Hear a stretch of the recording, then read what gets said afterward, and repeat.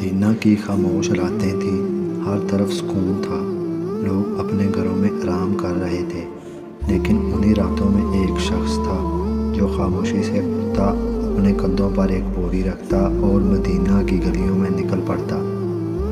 وہ دروازہ کھٹکھٹاتا نہیں تھا، کسی کو جگاتا نہیں تھا، بس چپکے سے راشن رکھ کر آگے بڑھ جاتا۔ صبح ہوتی تو مدینہ کے غریب اور یتیم لوگ اپنے دروازوں پر رزق دیکھ کر حیران رہ جاتے۔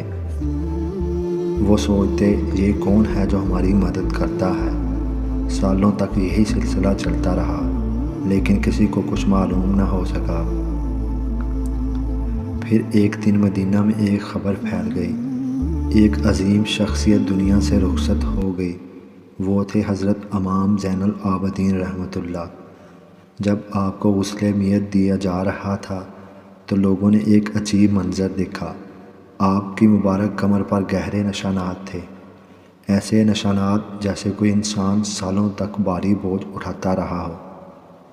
لوگ حیران رہ گئے، یہ نشان کیسے آئے؟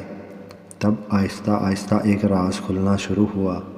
پتہ چلا وہی شخص جو رات کے اندھیرے میں غریبوں کے گھروں تک راشن پہنچاتا تھا، کوئی اور نہیں، وہ امام زین العابدین رحمۃ اللہ ہی تھے۔ وہ کسی کو بتاتے نہیں تھے، نہ کسی سے تعریف چاہتے تھے، بس اللہ کی رضا کے لیے خاموشی سے نیکی کرتے رہے، یہاں تک کہ ان کے جانے کے بعد مدینہ کے گھروں تک آنے والا راشن بھی رک گیا۔ اور تب سب کو احساس ہوا کہ ان کا اصل محسن کون تھا۔ سچی نیکی وہی ہے جو چھپ کر کی جائے اور جس کا اجر صرف اللہ سے مانگا جائے۔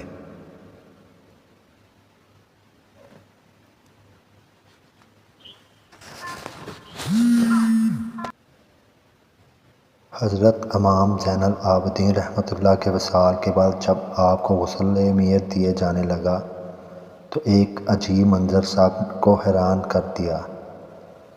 آپ کی مبارک کمر پر بھاری بوجھ اٹھانے کے گہرے نشانات تھے، جیسے کوئی مزدور برسوں سے بوری اٹھاتا ہو۔ اہل مدینہ حیرت میں تھے کہ یہ نشان کہاں سے آئے۔ تب راز کھلا۔